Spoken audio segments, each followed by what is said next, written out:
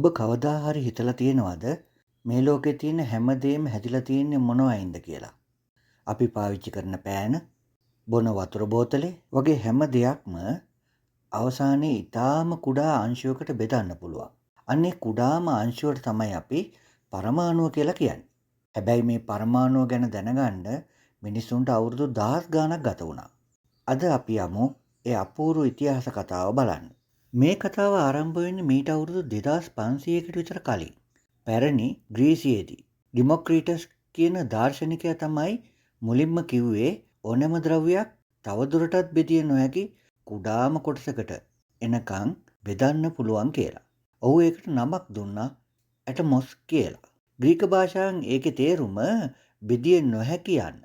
හැබැයි ඒ කාලේ විද්‍යාත්මක සාක්ෂි නැති නිසා මේ මතකය යටපත් වෙලා ගියා. නැවතත් 1803 දී ජෝන් ඩෝල්ටන් මේ ගැන කතා කළා. ඔහු කිව්වේ පරමාණුවක් කියන්නේ බෙදන්න බැරි තනි ඝන බෝලයක් වගේ දෙයක් කියලා. හැබැයි 1897 දී ජේ.ජේ. තොම්සන් කැතෝඩ කිරණ පරීක්ෂණය හරහා පරමාණු ඇතුලේ ඉලෙක්ට්‍රෝන තියෙන බව සොයාගත්තා. ඔහු පරමාණුව සමාන කළේ ප්ලම් පුඩිමකට.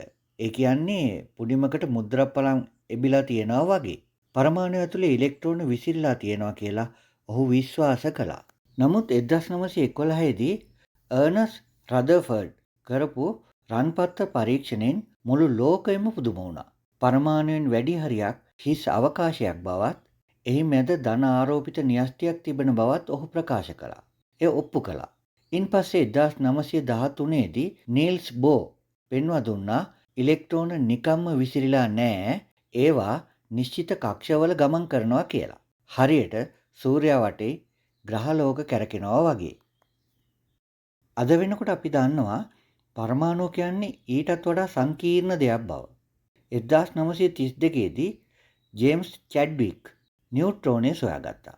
අපි දැන් දන්නවා පරමාණුවක මැද ප්‍රෝටෝන නියුට්‍රෝන තියෙන බවත්, ඒ වටා ඉලෙක්ට්‍රෝන වලාවක් වගේ තියෙන බවත් අපි දැන් දන්නවා. මේ පුංචි පරමාණු ඇතුලේ තියෙන ශක්තිය තමයි මුළු ලෝකයම ක්‍රියාත්මක කරන්නේ. ඉතින් මේ වගේ ඊටාම් වැදගත් දේවල් දැනගන්න අපේ වීඩියෝ එකට ලයික් එකක් දාලා channel එක subscribe කරන්න. අපි එහෙමනම් ඊළඟ වීඩියෝවෙන් නැවත හමු යමු. ගිහිල්ලා එන්නම්. ආයිබෝවන්.